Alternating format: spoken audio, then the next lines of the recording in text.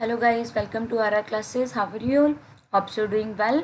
सो मैं आपकी एडुकेटर रीटा रुखाया आप लोगों का अपने चैनल के ऊपर स्वागत करती हूँ और आपका बहुत बहुत धन्यवाद हमारे चैनल के साथ जुड़ने के लिए। ये आप लोगों की 5000 MCQ सीरीज़ चल रही है। अब तक हम लोग 36 क्वेश्चन कर चुके हैं। सो आपने अब तक वो सारे के सारे कर लिए होंगे। सो हम स्टार्ट करते हैं हमारे 37 नंबर क्वेश्चन से। सो हमारे सामने क्या क्वेश्चन लिखा हुआ है? Name the factor taken into consideration in the internal analysis. जब बिजनेस का इंटरनल एनालिसिस किया जाता है तो कौन कौन से फैक्टर को ध्यान में रखा जाता है? तो जब इंटरनल एनालिसिस करते हैं तो फर्म अपने रिसोर्सेज को ध्यान में रखता है, अपने ऑब्जेक्टिव, अपने प्लान, अपनी पॉलिसीज़ को ध्यान में रखता है और उसने कौन सा बिजनेस करना है इस चीज़ को भी वो क्या करता है, ध्यान में रखता है। तो ABC आप लोगों की क्या है, सारी बातें करेक्ट हैं। Question number 38, dash is the growth strategy that involve adding the new product और services that are significantly different from the organizational present product or the services। ये क्या होता है? मतलब कि एक ऑर्गेनाइजेशन है, वो क्या करती है, पहले जिस प्रोडक्ट के अंदर काम कर रही थी अब उससे क्या बनाने लग जाती है, डिफर प्रोडक्ट बनाने लग जाती है। मतलब बिल्कुल एक अलग लाइन में चली जाती है प्रोडक्ट बनाने वाली में। तो उसको हम लोग क्या नेम बोलते हैं? उसे बोला जाता है कॉन्ग्लोमेट मर्जर। क्या बोलते हैं? कॉन्ग्लोमेट मर्जर बोलते हैं, कॉन्ग्लोमेट डाइवर्सिफिकेशन का नेम बोलते हैं। सो ऑप्शन नंबर सी आप लोगों का क्या हो जाएगा, करेक्ट हो जाएगा। इस डिस्क्रिप्शन बॉक्स में आपको अनअकैडमी का लिंक मिलेगा। आप मुझे अनअकैडमी के ऊपर भी फॉलो कर सकते हैं। मैं वहाँ पे प्लस एडुकेटर भी हूँ। आप लोग प्लस के ऊपर भी मुझे फॉलो कर सकते हैं। प्लस का ज्वाइन करने के लिए यूज़ माई रेफर को रीटा रुखाया फॉर 10% डिस्काउंट। वहाँ पे मैं आपको कंप्लीट कॉमर्स का सिलेबस करवाती हूँ, पेपर 1 का भी कंप्लीट सिलेबस। आप वहाँ पे मुझे ज्वाइन कर सकते हैं।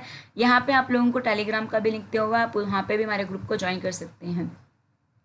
So question number 39, which business unit generate substantial cash surplus due to low industry growth rate? Growth तो बहुत कम है लेकिन प्रॉफिट बहुत ज़्यादा है। बताया था ना मैंने आपको, BCG matrix, Boston consultancy group matrix के अंदर क्या होता है, हम दो फैक्टर को लेकर चलते हैं। एक लेकर चलते हैं ग्रोथ रेट को, एक लेकर चलते हैं मार्केट शेयर को।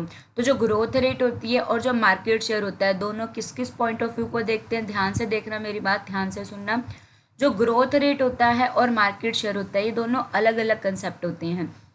यहाँ पे ग्रोथ रेट तो बहुत कम है, इंडस्ट्रीज की ग्रोथ तो हो ही नहीं रही है, लेकिन मार्केट में बहुत अच्छा हिस्सा है। तो ये क्या होता है, कैश का होता है। डॉग के केस में दोनों चीज़ें लो होती हैं, स्टार के केस में दोनों चीज़ें हाई होती हैं। क्वेश्चन मार्क कब लगता है? जब ग्रोथ तो बहुत हो रही है लेकिन हिस्सा नहीं मिल पा रहा है। ओके, तो कैश का is the correct answer. Growth बिल्कुल भी नहीं है लेकिन मार्केट का शेयर तो बहुत है। Question number 40, who plays an important role in the success of product and services and in increasing the marketing share of the firm in the business? इनमें से कौन है जो एक इम्पोर्टेंट रोल प्ले करता है बिजनेस का, फर्म का बिजनेस इंक्रीज करने के अंदर? Functional level manager, corporate level manager, business level manager, तीनों लेवल के जो मैनेजर हैं ये क्या करते हैं, हेल्प करते हैं ऑर्गेनाइजेशन की ग्रोथ के अंदर। Question number 41, entrepreneurship. एंटरप्रेन्योरशिप क्या होता है? जैसा कि आपको पता है कि जब हम प्रोडक्शन करते हैं तो हमें 4 फैक्टर ऑफ प्रोडक्शन की जरूरत होती है। एक होता है लैंड, एक होती है लेबर, एक होता है कैपिटल और एक होता है एंटरप्रेन्योरशिप। लैंड, लेबर, कैपिटल और एंटरप्रेन्योरशिप की जरूरत पड़ती है। लैंड का मतलब हमें ज़मीन चाहिए, लेबर का मतलब एम्प्लॉय चाहिए, कैपिटल का मतलब पैसा और एंटरप्रेन्योरशिप का मतलब होता है कोई ऐसा पर्सन जो बिजनेस के अंदर क्या करे, ऑनरशिप दे। ओके, बिजनेस के अंदर ऑनरशिप करे। तो जो एंटरप्रेन्योरशिप है एक बिजनेस की थ्योरी है, ये किन्होंने प्रपाउंडेड किया था?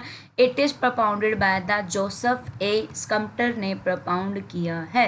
42 question, policies related to revival of sick unit. ऐसी कुछ यूनिट्स हैं जो बीमार हैं, बीमार हो गई है, मतलब कि बिजनेस सही से नहीं रन कर पाई हैं, प्रॉफिट बहुत कम हो रहे हैं या बहुत ज़्यादा लॉस में जा रही हैं, तो उनके रिवाइवल के लिए कौन ध्यान में रखता है? उनके रिवाइवल को देखो, IIFT तो देख लेना, मे भी तो शायद कुछ नहीं है। ये CSIR क्या होता है? ये आप लोगों का साइंस वालों के लिए एग्जाम दिलवाता है, वो CSIR यूनिट होती है। सेबी क्या होता है? That is the securities exchange board of India. इसका मेन काम क्या होता है? इसका मेन काम होता है मनी मार्केट के ऊपर कौन कंट्रोल रखता है? मनी मार्केट क्या होते हैं? जो शॉर्ट टर्म वाली मार्केट होती है, मनी मार्केट के ऊपर जो कंट्रोल है वो कौन रखता है? मनी मार्केट के ऊपर कंट्रोल रखते हैं भाई आपकी सेबी रखती है। मनी मार्केट के ऊपर कंट्रोल RBI करता है। मनी मार्केट के ऊपर कंट्रोल कौन करता है भाई? मनी मार्केट के ऊपर जो कंट्रोल करता है वो आरबीआई करता है। सेबी क्या करती है? Securities exchange board of India, India हमारा इंडिया, ये क्या काम करती हैं? सेबी क्या काम करती हैं? सेबी आप लोगों की कैपिटल मार्केट से क्या करती है? रिलेट करती हैं। तो जो पॉलिसीज हैं related to the revival of the sick unit, जो सिक यूनिट के रिवाइवल से रिलेटेड होती है, ये किन्होंने फ्रेम की है? That is frame by the MSME, medium, इसका फुल फॉर्म क्या है? देखो आप लोगों ने पढ़ा भी होगा बहुत बारी, the ministry of micro small and medium enterprise. क्या है इसका फुल फॉर्म? MSME की फुल फॉर्म क्या है? The ministry of micro small and medium enterprise, ठीक है। Medium, the ministry of micro small medium enterprise branch है गवर्नमेंट ऑफ इंडिया की, जो क्या काम करती है? माइक्रो स्मॉल और मीडियम इंडस्ट्री से रिलेटेड काम करती है। 2007 के अंदर ये बनी थी। ओके और जो सिक यूनिट का रिवाइवल है इसको फ्रेम करती है यही। और एक और आपका एक और भी आता है BIFR, board of industrial financial reconstruction के नेम से, वो भी सिक यूनिट को रिवाइवल करने का काम करता है। Question number 43, the book innovation and entrepreneurship is written by the, मैंने तो नहीं रिटर्न करी, आपने भी नहीं करी, हाय है ना, 100 साइड हमने भी नहीं करी, तो किसने करी है? द बुक इनोवेशन, कुछ नया करो, एंटरप्रेन्योरशिप करो, किन्होंने की है? खुद भी आप कुछ नया नया इनोवेट करो अपने लाइफ के अंदर। सो ये किन्होंने इनोवेट किया? पैटर एफ ट्रकर ने इनोवेट की है। ओके पैटर एफ ट्रकर ने एक MBO भी दिया, मैनेजमेंट बाय ऑब्जेक्टिव, और ये बुक भी दी है, innovation and entrepreneurship. In entrepreneurship का कंसेप्ट कौन लेकर आए थे? और पैटर एफ ट्रकर ने क्या दिया? MBO दिया। ब्लैक एंड माउंटेन का क्या है? एक मैनेजरियल ग्रिड है। ब्लैक एंड माउंटेन का क्या है? एक मैनेजरियल ग्रिड है, जो 2 बेस के ऊपर काम करता है कि जो मैनेजर होता है वो एम्प्लॉय ओरिएंटेड कितना है और वर्क ओरिएंटेड कितना है, कि वो एम्प्लॉय ओरिएंटेड कितना है और टास्क ओरिएंटेड कितना है, उस बात को ध्यान में रखा जाता है। ओके सो पैटर रखकर आप लोगों का करेक्ट आंसर हो जाएगा। Question number 44, state financial corporation act increase in, जो STC होती है, state SFC, state financial corporation होती है, वो क्या किस चीज़ को बढ़ावा देती हैं? कि ज़्यादा से ज़्यादा इंडस्ट्रियल सेक्टर को खोला जाए, स्मॉल एंड मीडियम साइज को खोला जाए, एग्रीकल्चर फार्म को खोला जाए, तो वो सभी के ऊपर फोकस नहीं करती हैं, ना ही ए के ऊपर, ना ही सी के ऊपर, ना ही डी। मतलब कि जो स्टेट फाइनेंशियल कॉर्पोरेशन है वो किसको इंक्रीज करती हैं?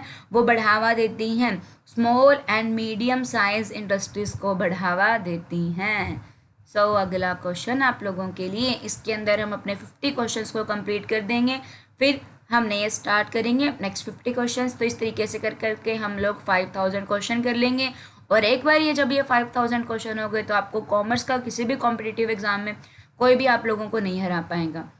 Name the author of equity theory, equity theory है जो मोटिवेशन की, उसके ऑथर कौन है? उसके ऑथर कौन है? ये हमने अभी कुछ ही अपने लास्ट वीडियोस में कवर किया था। इक्विटी थ्योरी के ऑथर कौन है? Stacey Adams. वो इनपुट और आउटपुट को लेकर चलते हैं कि एक पर्सन कितना इनपुट डाल रहा है और उसको कितना आउटपुट मिल रहा है, इस बेस के ऊपर ये थ्योरी चलती है। तो ऑप्शन नंबर सी आप लोगों का क्या हो जाएगा? करेक्ट हो जाएगा। Question number 46, anything dealing with ethics in businesses, कुछ भी एथिक्स है बिजनेस के साथ डील कर रहे हैं, एथिक्स होने चाहिए बिजनेस के अंदर, लाइक डिसिप्लिन को फॉलो करोगे, कंज्यूमर के साथ एक्सप्लॉइट नहीं करोगे, उनको शोषण नहीं करोगे, कुछ भी। तो ये क्या होते हैं? गुड और बैड और both to the business gain. Business gain के लिए ये अच्छे भी हो सकते हैं, बैड भी हो सकते हैं और दोनों भी हो सकते हैं। ओके क्वेश्चन नंबर 47, एथिक्स क्या प्रोवाइड करता है? अगर आप ऑर्गेनाइजेशन के अंदर प्रॉपर एथिक्स को फॉलो करते हो, लोगों की कैपिटल को सेव रखते हो, एम्प्लॉयज़ को टाइम पे सैलरी देते रहते हो और भी बहुत सारे काम करते हो, तो ये जो एथिक्स है ये क्या प्रोवाइड करते हैं? कंज्यूमर को ऑटोनॉमी प्रोवाइड करते हैं, CSIR फुलफिल करते हैं, कॉर्पोरेट सोशल रिस्पॉन्सिबिलिटी और जस्टिस देते हैं, ये सारा का सारा काम करते हैं। तो डी ऑल ऑफ अबव आप लोगों का क्या हो जाएगा? करेक्ट हो जाएगा। CSIR की क्या फुल फॉर्म होती है? That is the corporate social responsibility. Ethics क्या प्रोवाइड करते हैं? कंज्यूमर को ऑटोनॉमी प्रोवाइड करते हैं, कॉर्पोरेट सोशल रिस्पॉन्सिबिलिटी प्रोवाइड करते हैं और जस्टिस देते हैं। So question number 48, company seeking ethical standard must purport to, ऐसी कोई कंपनी जो एथिकल स्टैंडर्ड को फॉलो कर रही है तो उसको क्या करना चाहिए? वो क्या करती है? गुड एम्प्लॉय रिलेशन रखे, या अच्छी प्रोडक्शन की पोर्टफोलियो रखे, या इकोनॉमी ऑफ स्केल रखे, या फिर पब्लिक डिस्क्लोजर एंड पब्लिशिंग करे। सो कंपनी जो एथिकल स्टैंडर्ड है वो क्या फॉलो करेगी, प्रॉपर क्या होना चाहिए, सब चीज़ों का क्या होना चाहिए, डिस्क्लोजर होना चाहिए, क्या होना चाहिए, पब्लिक डिस्क्लोजर एंड पब्लिशिंग होना चाहिए। Question number 49, which of the following is not the act of corporate governance, इनमें से कॉर्पोरेट गवर्नेंस का एक्ट कौन सा नहीं है। कॉर्पोरेट गवर्नेंस में क्या किया जाता है, जो भी शेयर होल्डर होते हैं जिन्होंने कंपनी में पैसा इन्वेस्ट कर रखा होता है उनके इंटरेस्ट को प्रोटेक्ट किया जाता है, एम्प्लॉय के इंटरेस्ट को प्रोटेक्ट किया जाता है, गवर्नमेंट को टाइम टू टाइम पे टैक्स पे किया जाता है, लेकिन फ्रॉड नहीं किया जाता। सो सी आप लोगों का करेक्ट हो जाएगा। तो question number 50, last question of this video, इसमें आप मुझे बताना कि आपके कितने करेक्ट हुए। चैनल को सब्सक्राइब कर देना, बेल आइकन को प्रेस कर देना, टेलीग्राम ग्रुप को ज्वाइन कर लेना एंड देखते रहना इन क्लासेस को। Corporate social responsibility is looked at the organised network of making long term economic and social relationship of corporate with the society but as a business of which type as mention below. देखो ये बोल रहे हैं कि corporate social responsibility है ना, like अपने employees को सही सैलरी देनी है, एम्प्लॉयज़ को सही वर्किंग एनवायरनमेंट देना है, सेफ्टी मेजर्स अपनाने हैं, गवर्नमेंट को टैक्स पे करना है, कॉम्पिटिटर को हेल्दी कंपटीशन देना है, कस्टमर को अच्छी क्वालिटी के गुड्स देनी है, ये सब कॉर्पोरेट सोशल रिस्पॉन्सिबिलिटी हैं। सो हर ऑर्गेनाइजेशन को ये अपनानी चाहिए ताकि वो अच्छा रिलेशनशिप रख सके सोसाइटी के साथ। लेकिन जब एक कोई नई ऑर्गेनाइजेशन बनती है ना तो उसके लिए ये थोड़ा सा क्या हो जाता है, मुश्किल हो जाता है। तो ये जो बिजनेस अभी अभी स्टार्ट हुआ है उसके लिए कॉर्पोरेट रिस्पॉन्सिबिलिटी को फुलफिल करना क्या होता है, थोड़ा सा मुश्किल होता है। सो यही थे आप लोगों के क्वेश्चंस। क्लास अच्छी लगी हो तो thank you, bye bye, take care.